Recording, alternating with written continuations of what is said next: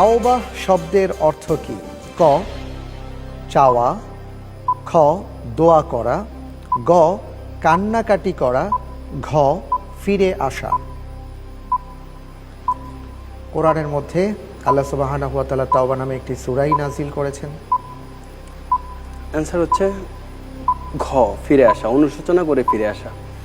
যদি কেউ কোনো অপরাধ করে তাহলে আল্লাহ রাব্বুল আলামিনের কাছে খুব কনফিডেন্টলি বলছেন। হ্যাঁ, কনফিডেন্স বলছি। আমরা নিয়ে নেব এটা। হ্যাঁ, এটা নিতে পারেন ইনশাআল্লাহ। লক করে দেওয়া হোক ঘ ফিরে আসা। আপনার উত্তরটি সঠিক হয়েছে, আলহামদুলিল্লাহ। এত কনফিডেন্টলি আপনি আর কি কিভাবে বললেন কোনো চিন্তা না করেই? না, আসলে আমরা তো অপরাধ করি, এই জন্য আসলে ফিরে আসতে হয় মাঝে মাঝে। আমার মনে হয় আমরা এই ব্যাপারে আমাদের বিশেষজ্ঞ প্যানেলের কাছ থেকে শুনলে ভালো হয়। হ্যাঁ, আমি প্রথমে আসছি ডক্টর আব্দুল্লাহ জাহাঙ্গীর আপনার কাছে, যে তাওবার ব্যাপারে আল্লাহ রসুল সাল্লাল্লাহু আলাইহি ওয়াসাল্লাম আমাদেরকে কি কি সুসংবাদ দিয়েছেন, যদি একটু সংক্ষিপ্তভাবে বলেন। ধন্যবাদ। জি, তওবার বিষয়ে অনেক সুসংবাদ রয়েছে এবং ইসলামের মূল কথাটাই হলো নিরাশ হওয়ার কিছুই নেই, সবসময় আশা আছে। আল্লাহ কোরআন কারিমে বলেছেন নিরাশ হয়েও না, আল্লাহ তাআলা যে কোনো গুনাহ ক্ষমা করতে পারে। আল্লাহ রসুল সাল্লাল্লাহু আলাইহি ওয়াসাল্লাম আপনি যেটা বলেছেন ফিরে আসার কারণে আল্লাহ কত খুশি হন, এটা নিজে উদাহরণ দিয়ে বুঝিয়েছেন।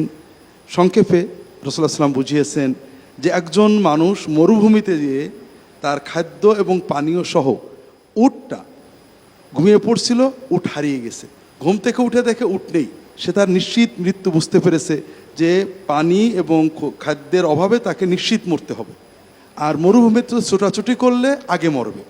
সে অবসন্ন ক্লান্ত হয়ে আবার তন্দ্রাচ্ছন্ন হয়ে গিয়েছে। ঘুম থেকে উঠে দেখে যে উটটা ফিরে এসেছে। উটের ফেরত আসায় সে নিশ্চিত মৃত্যু থেকে নিশ্চিত জীবন ফিরে পেয়েছে।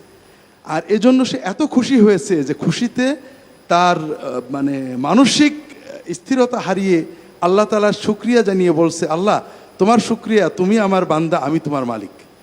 আল্লাহ রসুল সাল্লাল্লাহু আলাইহি ওয়াসাল্লাম বলছেন হারানো উটের মালিক হারানো উট ফিরে পেয়ে যেমন খুশি হয়েছে, আল্লাহ তাআলা গুনাহগার বান্দা যখন তার দিকে ফিরে আসেন যে আল্লাহ আমি আর গুনাহ করব না, তওবা করলাম, ফিরে আসলাম, তখন আল্লাহ বান্দার ফিরে আসাতে আরো বেশি খুশি হন। সুবহানাল্লাহ। আল্লাহ তাআলা আমাদের সব সময় তওবা করার তৌফিক দান করুন। তওবা করে আমরা যেন সব সময় ফিরে আসতে পারি।